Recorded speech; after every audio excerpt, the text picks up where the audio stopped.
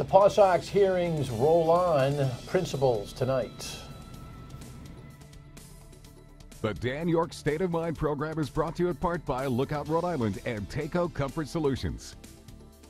The mayor of Pawtucket, who has been I would say, stubborn and full of stamina on this PawSox project, is here, and the general manager of the team, Dan Rea, joins us tonight, so we're going to get into it pretty quickly. Glad to have you aboard. I know the world is all about the NFL and who's kneeling, who's standing, who's holding hands, who's praying, who's singing, and we're going to get into that over the course of the week. Tomorrow night, Senator Bill Connolly from East Providence and Pawtucket, who runs the Senate Finance hearings on the PawSox, will join us as well. So we've got a lot in store here for the rest of the week.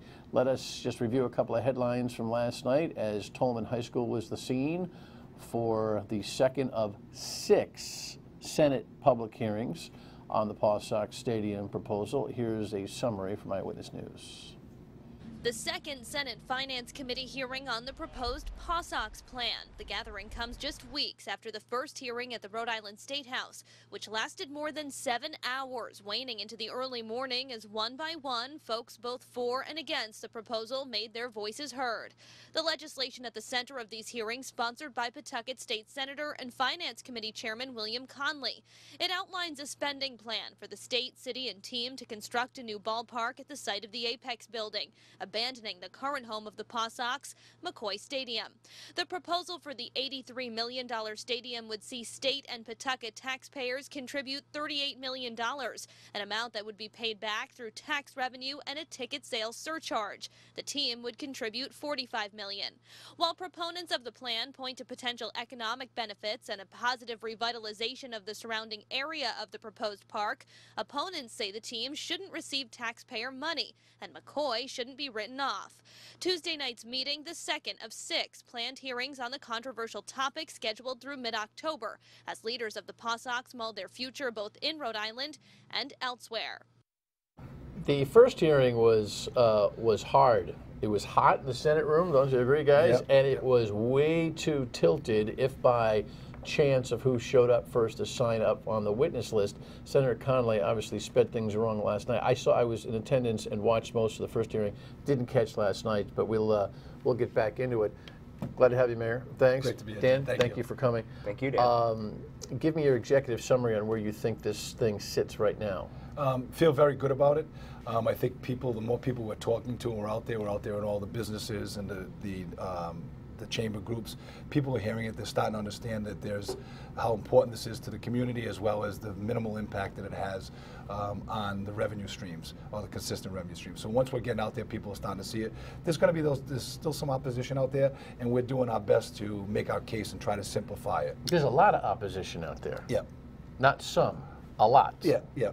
For the wrong reasons, though. All right, we'll talk about that. Your executive summary. I would say there's momentum behind this, Dan. I would say last night and the first hearing, although that was a lengthy hearing, but particularly last night, you saw both sides have an opportunity, the state and the city, and we have laid out our case, but to get into the public hearing portion of things last night and to see, I think, 65 people sign up for this versus about 20 against it. There is a vocal opposition. We don't deny that. But when we explain the deal, when we explain the merits, I think it resonates with people, and I think we're seeing that at these hearings. I think you make a mistake, all due respect to you, Dan, to start to gauge the public sentiment based on who signs up for what hearing. I mean, come on, you've been around government longer than, Dan's moved in and out of it when he has to. He's running a ball club, But who signs up where and who? I mean, listen, I give you guys credit. It was a hell of an organization of people you brought to the table. In hearing 1, I'm guessing some of that was reflected in hearing 2. Organized public hearing participation is wholly different from the pulse out there. Yep. I think there's a degree of yearning for a new park that is in some part of the population. I think there's kind of a, gosh, it'd be lousy to lose them. I think is probably the biggest middle ground of the population, but folks want to see diligence done. And then there's probably a pretty high, less than 50%, but high minority who really are opposed to these things called private-public partnerships in general, and specifically with the stadium. I think that's an accurate read. Right? Quick story. Yes. Gentleman resident there last night came up after 10:30, right? He Mayor, I came here to learn a little more. I'm still not having my, my understanding and get my answers, answers to my questions. So we go through it. As you try to do that, it's hard. We have not delivered as much as we think we've delivered it. It's really going to be about the next couple of meetings because it's all focused on financing, right? October 3rd is the big meeting where Commerce, all the financial people will be in there and educate people. It's trying to keep it simple, but people want to understand it. People, I think you're absolutely right. People are yearning to keep it here. They want to see a new stadium. I really believe that. But it's not at my dime. You're still hearing that. And it's not when you look at the numbers. But we need to do a great job trying to, explain that.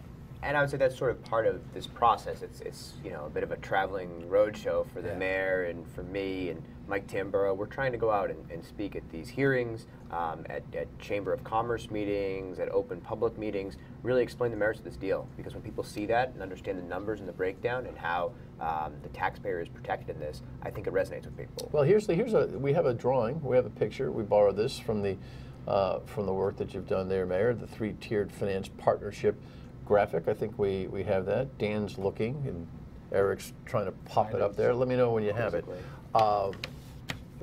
I know we had it. There we go. Thank you. If you got a full screen, you can see this. The ballpark at Slater Mill cost $83 million estimate. Now, listen, we've talked about these numbers perpetually, but a lot of people pay attention to these stories as they come down to crunch time. For the most part, this is a $71 million float by the Pawtucket Redevelopment Authority that calls for 3 parts of financing: $15 million for the city, $23 million for the state, and $45 million for the PawSox. The additional $12 million is money that you guys are putting up front. And if there are cost overruns on the project, you guys are going to take care of that. Yeah. Which is you shouldn't be overlooked. That's a big risk factor in these deals, and people appropriately say, who bears that? Right now, we're taking that on in this deal. Why does one entity, the Pawtucket Redevelopment Authority, why is it the carrier of the financial package? So when all this started a year or so ago, once we got beyond where it was going to be, we started focusing in on, we were going to get the most economic development impact to the city. It became clear that from the Commerce Director, Commerce Rhode Island, that they did not want to make this a part of the state. They were concerned about the perception of 38 Studio. We all were very sensitive to that, and we all understood that. So it didn't want to be done the same way the 38 Studios was. So to do that, and from a timing perspective, as much as we would want to go out for vote, we can't because of the timing, right? So we look at the mechanism. The timing meaning? The timing meaning that the commitment from the PawSox, their obligation. Absolutely, the pressure from all sides, right? The pressure that you guys are putting on him because of your itch to scratch to get a new stadium here or somewhere else, correct? Right, absolutely, and it's the term of the 2020. The lease is up, right? We want to keep him here, so it becomes that time crunch. You're absolutely right. Because a vote would be 18. Correct. And that's beyond, fall of 18. Correct.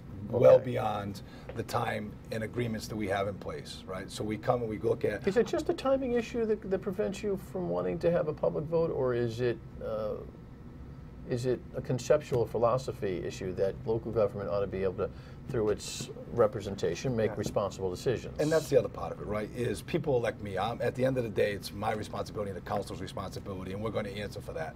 And that's why we're all in this together. Okay, so I'm sorry, go back to your question. So answer the question. Why is that entity holding we needed to make sure it wasn't done through the state, that the city was taking on the responsibility. So we came up with a mechanism. We looked at what was by law we could do by statute. We don't have a PBA, a Public Buildings Authority anymore, so we're doing under the PRA. And we broke it into the 3 structures. It was 3 tiers. The state, and this is the interesting thing, has probably the smallest chunk of the change when you're looking at it at $23 million, which is 28% of it. It's interesting when put in perspective. Well, it's larger than the city's actual payback. Correct. Right. No, but that's their in terms of percentage of capabilities. Capabilities, right. So the city is higher at risk than the state. But at the end of the day, from the state's perspective, who is responsible for the stadium renovations today, it is $33 million to invest immediately in McCoy. From their perspective, this is $10 million cheaper by doing this, and we get a brand new stadium.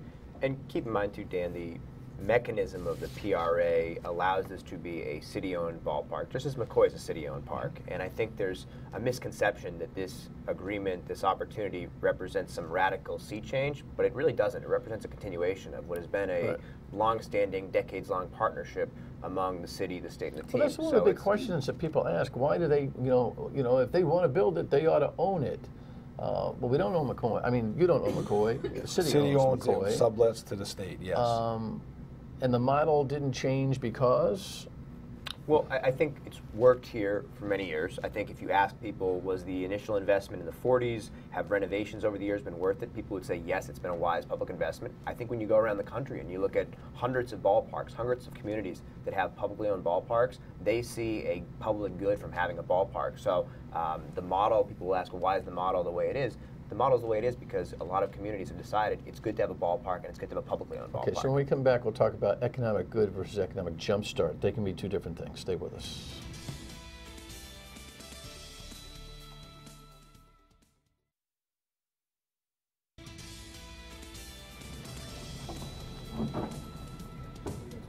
Alrighty, a little bit of the scene from last night outside Tolman, I believe.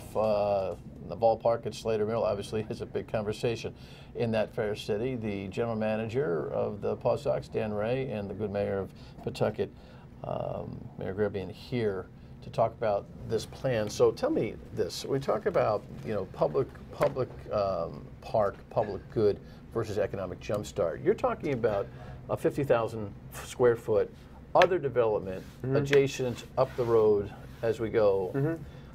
Is that commitment contractual? Are we going to see that commitment in the actual legislation and slash contract that's the addendum to the legislation? I think we have to flesh out the full legislation. Right now what we have made is a commitment, it's a verbal commitment as of right now, but a verbal commitment to develop at least 50,000 square feet of retail, either in conjunction with other developers, because we do think that there will be other developers when they see this ballpark and what it could mean to the downtown.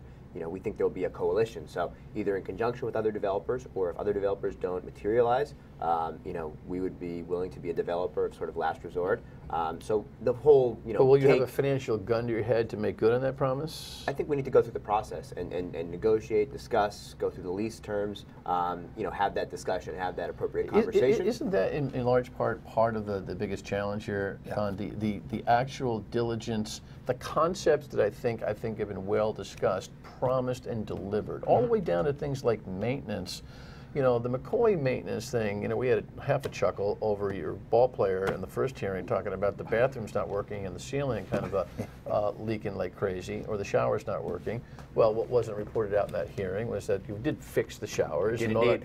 Right? They were fixed. But the overall constructive problem with McCoy, I think a lot of people rightly ask the question, well, who was responsible for the stadium not deteriorating? And it seems to me that maintenance of everyday matters is different than capital improvement maintenance, which is a whole different ballgame. So what is the deal at McCoy right now? Who's responsible for keeping that place up and safe, never mind comfortable? So I think it's both the state and the ownership.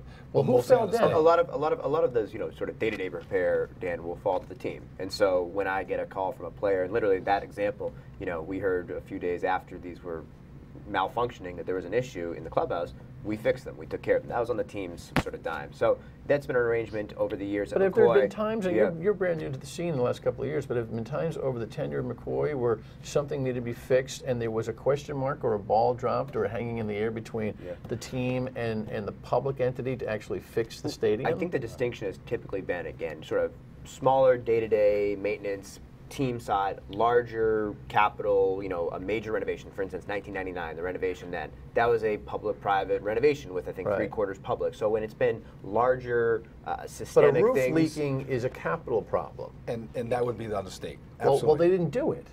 Did they not? They've done it over years, but now the building's separating.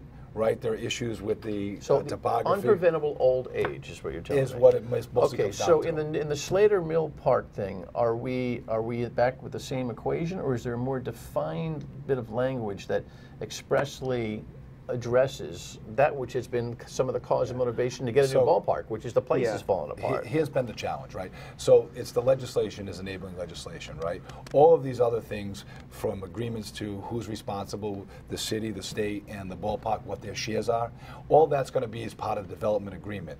The commitment on the development, the 50,000, has to be in that development agreement. Yeah, see, this is where people get nervous. But I understand the nervousness and the skepticism, Dan, but I think this project has been from start start to finish, at least from start to where we are now, a pretty transparent one. I mean, the 6 hearings are, some might even say, overly transparent. It's been really transparent. I think you'll see it continue to be transparent. So at the end of the day, hoping that we get there, I don't think people will say we were left holding the bag, we were left with something undiscussed, uncontemplated. You know, we will discuss things in full and make sure it's a transparent process. Well, what's interesting is the difference between what the mayor's saying is enabling legislation really sets the table for the contract to be law.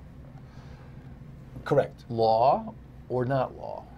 I mean, you say law, but then all the devil is in the details afterwards, right? So it enables us to go out and negotiate it, right? But we do recognize we've been meeting with Commerce. We expect Commerce to have a full-fledged, whether it's a bullets, so they know, because we talk about all the things that we're doing, right? All of that has been agreed to verbally. It's not in writing yet, but it will be. What will happen first, chicken or the egg? So you pass enabling legislation and then a contract work that gets done, or is for the most part a contract fully negotiated, maybe not executed, but fully negotiated, that then allows the enabling legislation to say, there it is, there it is, everything about maintenance, everything about 50,000 square feet of development, everything about everything is in the contract, so that it is, so that people can see that legislators are voting on something that is completely on the table. And under normal conditions, not this for a minute, the enabling legislation happens and then it's the development agreement after. In this particular case, it's a mix. We have to have everything out there. Absolutely. You know, and no, you agree with me on that. I agree. Because I don't think listen, honest to God, unless I've read this guy wrong, I don't think you've done a sneaky thing in this whole thing. Yeah. So I don't think there's anything dirty, sneaky going on. I just think, not just for 38 studios trauma, but for good business, that a lot of these nuanced details have got to be more explicitly written in the new deal than they perhaps were in the old deal, that you had nothing to do with. And you guys are not arguing that you don't want anything in that contract that specifies and delineates every penny of responsibility. I think the process needs to be transparent, is the simple truth of it. And if we, again, assume that there are certain things that can be glossed over or not discussed in good detail, we're fooling ourselves and not doing good business. Right. There's something that's driving me a little bit nuts, though. I couldn't grab the excerpt, but I'll reflect on it. The 2020 committee, which is the committee you put together, is doing an ed campaign, and I understand that that's important. That's paid for by whom, by the way? It was fundraising. That was the money that was raised through the event we had at the PawSox. Are you guys involved in contributing to that? The 2020 campaign? 2020 committee is an independent organization. That's your thing. Yes. Independent organization. Now, we conversed with the committee. We supported them. We had them at a game. Yeah. But it's an independent committee of the mayors. There's an assertion in the radio ad that's running, it won't cost taxpayers a dime. I think that's misleading. When taxpayers have any kind of responsibility and interests to pay on a debt, there's a cost associated with it. I do believe that the pro forma shows positive cash flow. Yeah. But for the idea to suggest that it won't cost taxpayers a dime is a terrible mistake with that ad, because what it ignores is this kind of, oh, here we go. Oh, it doesn't cost them a dime. We're taking out the loans. And I think that's what I would rewrite that like yesterday. It's a great suggestion. And so what happens is, right, we're trying to get the message out there, because using the gentleman last night or someone else, at the end of the day, right, if we don't have the ballpark relocated, and the city of Pawtucket is never going to see the ancillary development around there. That's going to stay dormant if we don't have that attraction, right? So yes, those dollars, future dollars, which are taxpayers, which is going to help me offset not having to do increases, tax increases, is going to be putting towards that. If I didn't have that development or those other opportunities, we wouldn't be having the revenue. But you're absolutely right. So tell me about this, on the finances, then we'll talk about the politics in the next segment. On the finances, if Pawtucket, God forbid you got hit by a bus tomorrow, and the $12 million of a surplus that you and Tony Pires and the rest of the city government have been able to achieve, all goes flushing down the toilet, and you guys are up to here in debt and problems and all sorts of things, and you fail to contribute to your finance portion of this thing, who is responsible? So based on the agreement and the state putting enough of pressure on the city, they would then utilize the state revenue excluding education funding. So there is a remote chance that the state still picks up Pawtucket's responsibility through revenue committed to the state, currently to the city, rather. Right, because at the end of the day, by the way, there's no dedicated revenue stream to pay these bonds. There will be as part of what we have to work through, and that's what we're working through. Oh, you are going to create a dedicated revenue stream We're from looking ticket at those sales things. and all those things. That's that what we goes have right to flush to through. Right. Whether right. it takes the full amount or part of the amount, we're talking development rights, all of those type of Because things. mostly what I'm saying, folks, the money goes into the state and the city, and the city and the state, you know, pay their bills. But you know, sometimes you have flexibility when you're managing cash.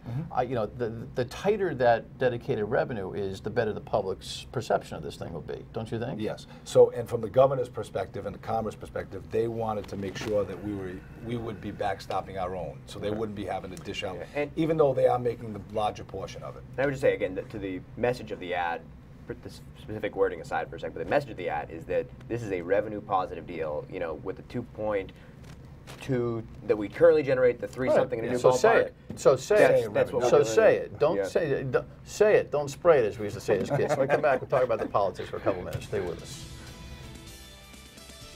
You know, I didn't pick Yeah, up on I mean, that. moving fast here. Here are the hearings that are still coming up on the PawSox on the Senate side. And news, Valley Breeze is reporting that October 10th, the House Finance Committee will actually put up a hearing, which is a very interesting play. Speaker Mattiello has more than rope-a-doped the situation, while Senate President Ruggiero is kind of taking the lead. Yet there is no full vote scheduled in either one of those chambers. We'll see how that's going to go. You've been grinding and grinding and grinding away, because these guys have been shopping and shopping and shopping since the July 1st goodwill deadline. How serious is this Worcester thing?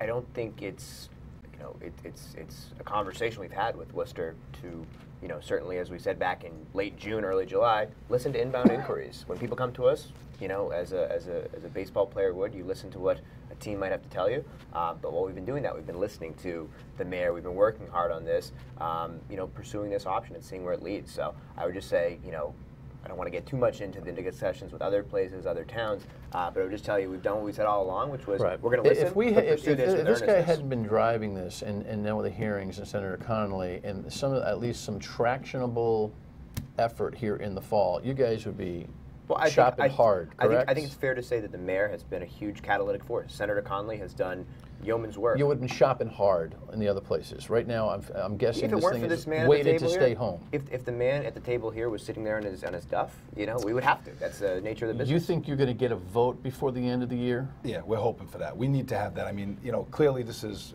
a tough message, right? Their business.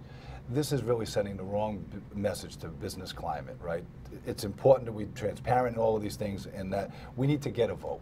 We need to have that finalized. It's not fair to them. It's not fair to the city of Pawtucket. So I'm very, very confident that, you know, that we have something. So will you guys take on the opposition in a forum, the radio, or something special that I put together, so that there's some kind of this conversation going Absolutely. on? I mean, you don't have anything to defend other than the project itself. I mean, you got nothing to hide. Listen, it was all. And you're good at it. It's a collaboratively defined I framework. want to try to mix some we've opponents and proponents together, so at least everyone can hear themselves at the same, and I hope that you cooperate Absolutely. with that. In the meantime, we'll stay tuned. There's 4 more Senate hearings to go, and a House hearing as well. Appreciate it. Thanks, Dan. All Thank right. you. Final word when we come back. Stay with us. Senator Connolly, who's driving this PawSox project on the Senate side, will be here tomorrow night, and we will have some what's going on in the NFL conversation as well. All right? Thanks for watching. We'll see you at 3 on the radio tomorrow on WPRO 2. Good night.